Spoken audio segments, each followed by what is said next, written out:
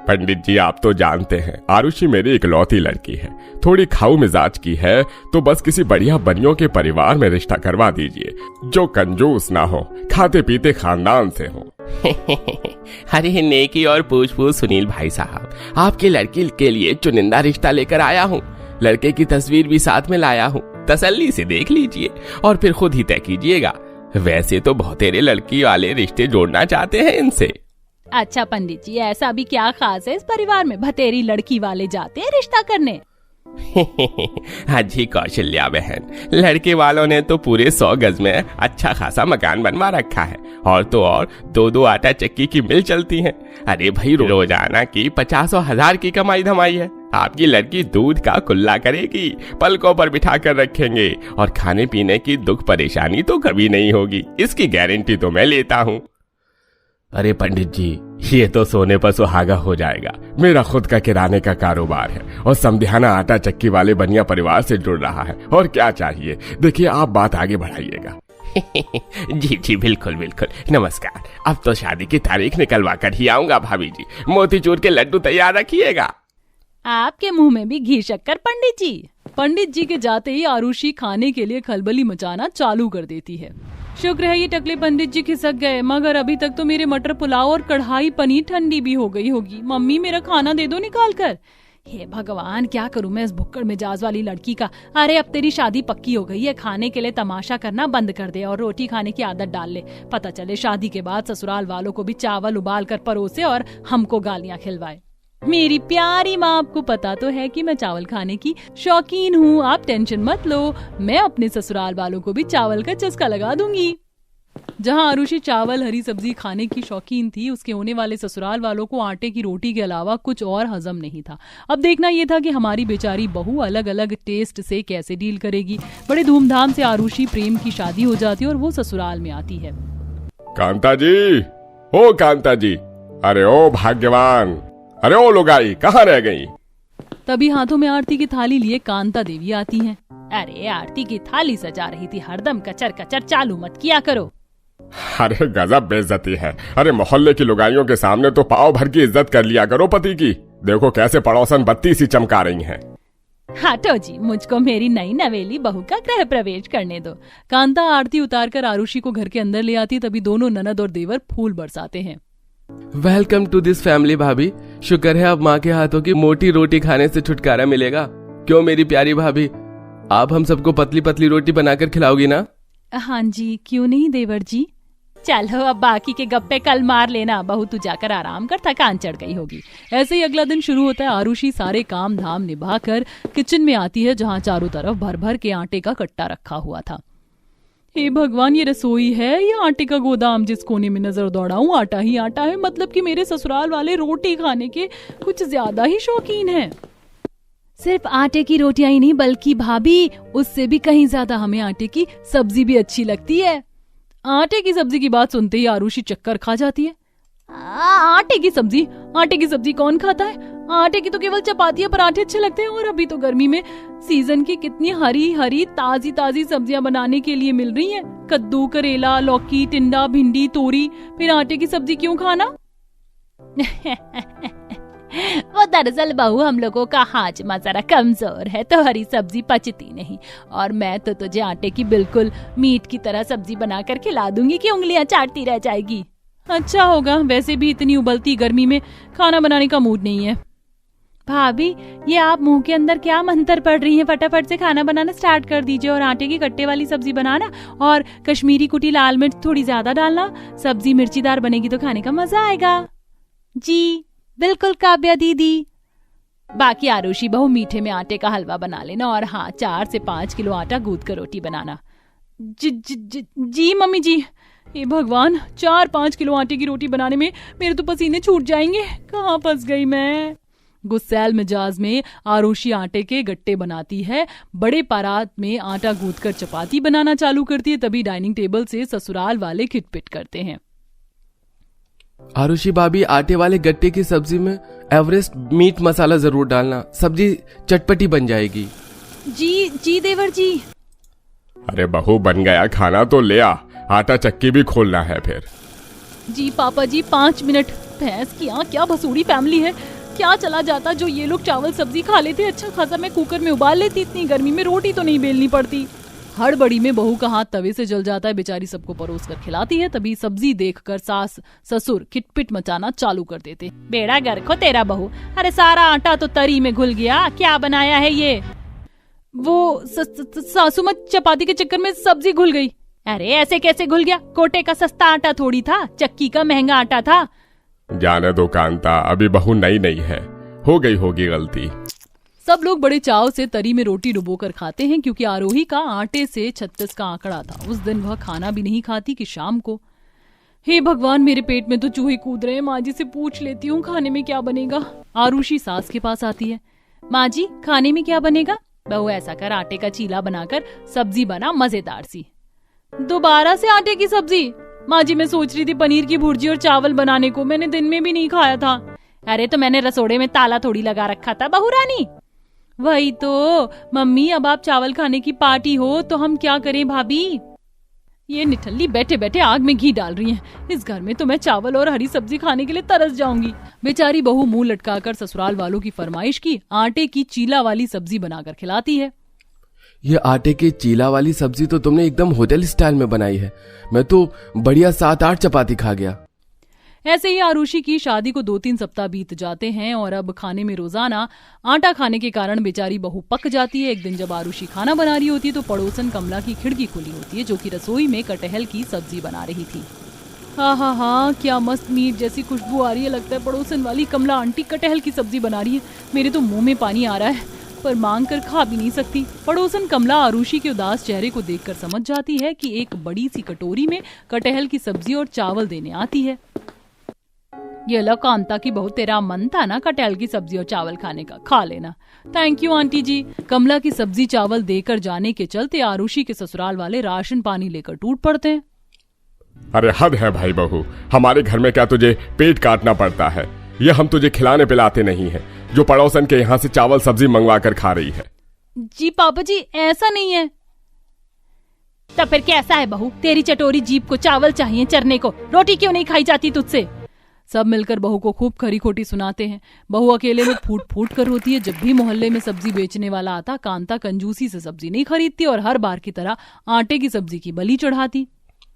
सब्जी ले लो, टिंडे ले लो, आलू ले लो, कद्दू, अरबी, मटर, मशरूम, ताजी ताजी सब्जी ले लो। माँ जी गली में सब्जी बेचने वाला आया है, बहुत ही ताजी और फ्रेश सब्जी दे रहा है। 1 किलो मटर तुलवा लीजिए, आज मैं सबके लिए मटर पनीर बना देती हूँ, मेरा खाने का मन है।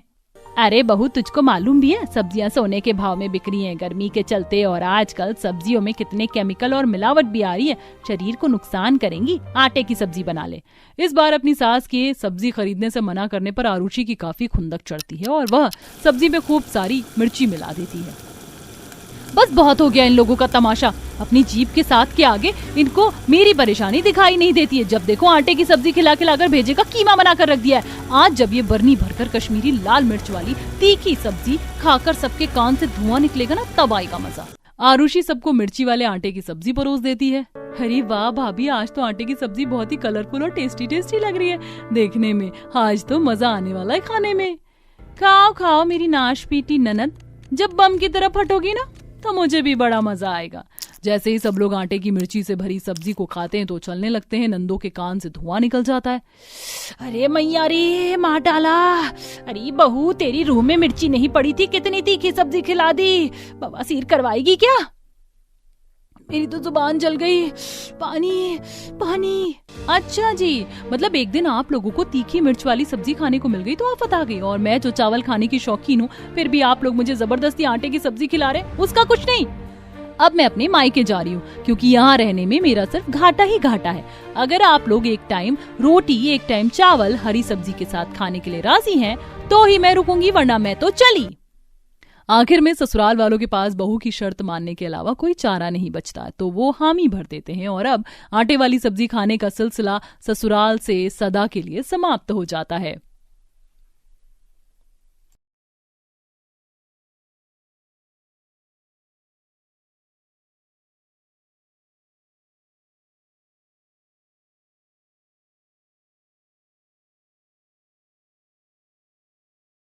क्या बात है, मैंने सुना तो था कि मेरा ससुराल नदी किनारे है, लेकिन इतनी साफ सुथरी और अच्छी नदी के पास है ये मुझे पता नहीं था।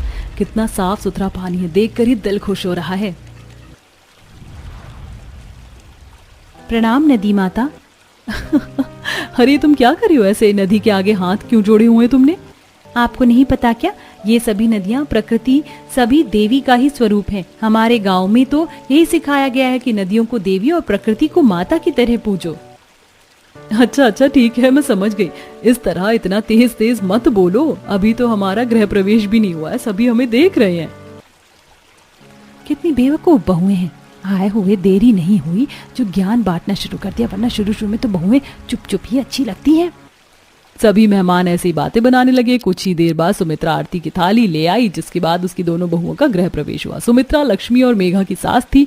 सुमित्रा अपनी एक बहू तो गांव से लाई और दूसरी शहरी और मॉडर्न थी। दोनों ही बहुओं का ससुराल नदी किनारे था। गृह प्रवेश के बाद शादी की रस्मों से थकी हारी बहुएं अपने अपने कमरों में जाकर सो गई। गुड मॉर्निंग लक्ष्मी, तेरा इस ससुराल में आज पहला दिन है। वैसे नदी पास में होने की वजह से रात को बड़े ठंडे ठंडे हवा के झोंके आ रहे थे, मजा ही आ गया। आप देखती हूँ सुबह सुबह इस नदी का नजारा कैसा है। लक्ष्मी ने जैसे अपनी विंडो से बाहर को झांका तो देखा नदी किनारे मेघा खड़ी हुई थी, जो कि नदी की पूजा कर रही थी। सीरियसली? अरे माना दिल में इज्जत देना अच्छा है, लेकिन आज के दौर में इस तरह नदी को कौन पूजता है। खैर मेघा गांव की गवार है, उसकी मर्जी, मैं क्या बोल सकती हूँ। लक्ष्मी ऐसे ही सोचते हुए तैयार होने को चली गई और तैयार होकर नीचे जाने के बाद कुछ देर को वो भी नदी किनारे आई, लेकिन अब वो लक्ष्मी ने देखा वो और चौंका देने वाला था। हे भगवान मेघा, ये तुम क्या कर रही हो? दिखता नहीं है क्या भाभी जी, मैं अपनी गंगा मैया को नहला रही हूँ। लेकिन तुम गाय को इसमें नहला कर नदी को क्यों गंदा कर रही हो? और कल तक तो तुम इसी नदी को अपनी माता बोल रही थी और आज ये सब। जबान को लगाम तो भाभी जी, गैया मैया तो मैया हैं, उनके स्नान से नदी देवी अशुद्ध थोड़ी हो जाएंगी, ये तो दोनों ही पवित्र हैं। अच्छा बहुओं, अरे बहुओं कहाँ हो? पहली रसोई नहीं बनानी है तुम्हें अपनी? हाँ आ रहे हैं माँ जी। लक्ष्मी ऐसे बोलकर अपने साथ साथ मेघा को भी घर में ले आई। जहां लक्ष्मी एकदम मॉडर्न लड़की थी, वहीं मेघा पिछड़े हुए समाज से थी। घर में आने के बाद दोनों बहुओं ने रसोई से नदी को देखते हुए अपनी पहली रसोई की और फिर उन्होंने सभी को खाना परोसा। ऐसे ही सिलसिला जारी था और अब दोनों ही बहुओं की शादी हुए लगभग 1 महीना बीत चुका था। उस 1 महीने के अंदर दोनों बहुएं भी पूरी तरह से खुल गई थी। और ऐसे ही आज के दिन बस अब बहुत हुआ। मैंने कितने दिनों से अपने फिटनेस रूटीन को छोड़ा हुआ है, आज तो मैं अपना मॉर्निंग रूटीन कंटिन्यू करके रहूंगी। अभी 4 बज रहे हैं, जल्दी से जॉगिंग को निकल जाती हूँ, उसके बाद नदी किनारे बैठकर योगा कर लूंगी। लक्ष्मी ने ऐसे बोलकर अपने कानों में ईयरबड्स लगाए और उसके बाद वो जॉगिंग को निकल गई। नदी के किनारे सारे गांव वाले, जिसकी वजह से नदी के थोड़े से किनारे लक्ष्मी ने जमकर दौड़ लगाई और लगभग 1 घंटे दौड़ने के बाद वो अपने घर के पास नदी के किनारे आकर रुक गई और वहीं बैठकर योगा करने लगी। सुबह की कितनी ताज़ी हवा है, सच में मज़ा ही आ गया। आज तो जॉग करने में और अब योगा में भी आएगा मज़ा। आज तो बड़ी देर हो गई उठने में। नदी देवी की पूजा मैं 5 बजे कर रही हूँ। हे भगवान, ये कौन अधनंगा सा बैठा हुआ है हमारे घर के बाहर? अरे सुनो, कौन हो तुम? हाँ बोलो। अरे लक्ष्मी भाभी, आप हो? आप यहाँ ऐसे क्यों बैठी हुई हो? मैं यहाँ योगा कर रही हूँ, लेकिन तुम क्यों हंस रही हो? योगा? हे भगवान, आप योगा करती हो? हाँ करती हूँ, लेकिन इसमें इतनी बुद्धुओं की तरह मुंह बनाने जैसा क्या है? तुम भी सुबह उठकर इन फालतू कामों की जगह योगा करने लगो, तंदुरुस्त हो जाओगी। अरे नहीं नहीं, आप ही करो योगा ना। मैंने कभी ये काम किए ना करूंगी। ये काम भी बस शहरी लोग ही कर सकते हैं। मेरे गांव में तो अगर कभी मैं योगा की सोचती भी थी तो भी मेरे घर वाले मजाक बनाने लग जाते थे। हाँ, क्योंकि तुम गंवार बुद्धू परिवार से हो। एनीवेज, तुम्हारी मर्जी कि तुम्हें योगा करना है या नहीं, तुम मुझे डिस्टर्ब मत करो। लक्ष्मी की बात सुनकर मेघा पीछे हट गई। एक तरफ उसने नदी की पूजा की तो लक्ष्मी ने योगा कर लिया। ऐसे ही नदी के किनारे दोनों बहुएं अपनी अपनी पसंद के काम करती थी और ऐसे ही सिलसिला जारी था। और आज लक्ष्मी, मेघा और सुमित्रा आराम से सनसेट के वक्त उसे चाय और नमकीन के साथ एंजॉय कर रही थी। वैसे इस मौसम में ज्यादा सुंदर सनसेट किसी मौसम में नहीं होता। असली मजा तो सनसेट को इसी तरह एंजॉय करने में है। मेघा बहू, क्या हो गया तुझे? तू ऐसे छिपी छिपी से क्यों बैठी हुई है और ये घूंघट क्यों कर लिया है? माँ जी देखिए तो सही, यहाँ से कितने आदमी निकल बढ़ रहे हैं। मुझे तो बड़ा अजीब अजीब सा लग रहा है। मैं इस तरह से यहाँ बैठकर चाय नहीं पी सकती हूँ। लेकिन मेघा तुम ऐसा क्यों बोल रही हो? यहाँ हमारे सिवा भी तो कितनी औरतें और लड़कियां हैं, ऐसे में कोई भी हमारे ऊपर ध्यान नहीं देगा। तुम बैठकर अपना टाइम एंजॉय करो, किसी के ऊपर भी ध्यान मत दो। नहीं, मुझसे नहीं हो पाएगा। आपको अगर यहाँ चाय पीनी है तो पीजिए, मैं तो घर में अंदर जा रही हूँ। मेघा की बात को सुनकर कोई भी उससे कुछ नहीं बोल पाया और मेघा अपनी चाय वगैरह लेकर घर के अंदर ही आ गई। लो कर लो बात, यहाँ सारी गांव की औरतें नदी किनारे हैं और इसे इकलौती को ही शर्म आ रही है। वैसे कभी कभी तो ये मेघा बिल्कुल बुद्धुओं जैसी हरकतें करती है। सुमित्रा ऐसे ही बातें करते हुए चाय पीने लगी। ऐसे ही दिन गुजर रहे थे और अब गर्मी बढ़ने के साथ साथ नदी में नाव भी चलने लगी। बहुओं, अब तो नदी में नाव चलने लगी है, ये ज्यादा दिन नहीं चलेगी। आओ मैं भी तुम्हें नाव में घुमाती हूँ। माँ जी, वहाँ ज्यादा लोग तो नहीं होंगे ना? मेरा मतलब। अरे बहू तू भी ना, आजा, किसी से हमें क्या। मैं तो बहुत एक्साइटेड हूँ माँ जी, जल्दी चलिए। लक्ष्मी ऐसे बोलकर बाहर निकल गई। पीछे से सुमित्रा और मेघा भी आ गई। नाव चलने की वजह से सारा गांव नदी के पास ही था। ऐसे में लक्ष्मी और सुमित्रा तो आराम से नाव पर चढ़ गई, लेकिन मेघा खड़ी रह गई। अरे मेघा बहू आ जा, ऐसे क्यों खड़ी हुई है? माँ जी, ये नाव तो एक भैया चला रहे हैं और साथ में आसपास कितने आदमी हैं, मुझे तो बहुत अजीब अजीब सा लग रहा है। मैं कैसे आऊँ माँ जी? बेकार की बातें मत कर, यहाँ सब तुझे देखने के लिए नहीं खड़े हुए, समझ आया? चल जल्दी से आ और ये घूंघट हटा दे, नहीं तो कहीं के कहीं पाँव कहीं को पड़ेंगे और फिर तू गिरेगी, तब भी तुझे लोग देखेंगे और हंसेंगे भी। सुमित्रा ने ऐसे बोलकर मेघा को हाथ दिया, लेकिन मेघा घूंघट की वजह से कुछ भी ठीक से नहीं देख पाई और उसने अपना कदम नाव की जगह नदी में बढ़ा दिया और वो पानी में गिर पड़ी।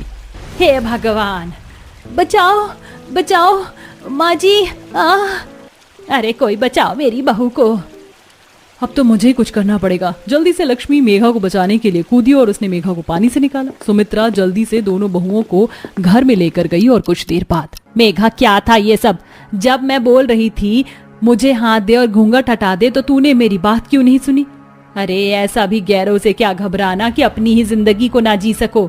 माँ जी, मुझे ये सब पसंद नहीं है। मैं भी चाहती हूँ कि मैं भी बाकी लोगों की तरह सारे काम करूँ, लेकिन मैं हिचकिचाने लगती हूँ, पता नहीं क्यों। और इस सब पर मेरा कोई काबू नहीं है। शुरू से ही मुझे इसी तरह से रहना सिखाया है। मेघा की बात को सुनकर लक्ष्मी बोली, क्योंकि तुम दुनिया के सामने खुली हुई नहीं हो मेघा।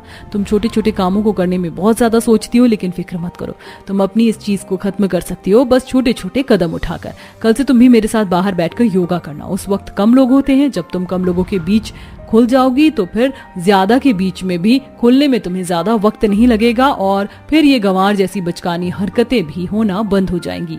लक्ष्मी जैसे जैसे बोल रही थी, मेघा ने उसे बड़े गौर से सुना। बस फिर क्या था, अगले दिन से मेघा ने भी यही आदतें अपनाई। वो सुबह जल्दी उठी और उसने नदी की पास योगा किया। शुरू शुरू में उसे ये सब बहुत अजीब लगा, लेकिन फिर धीरे धीरे उसे इस सब की आदत हो गई।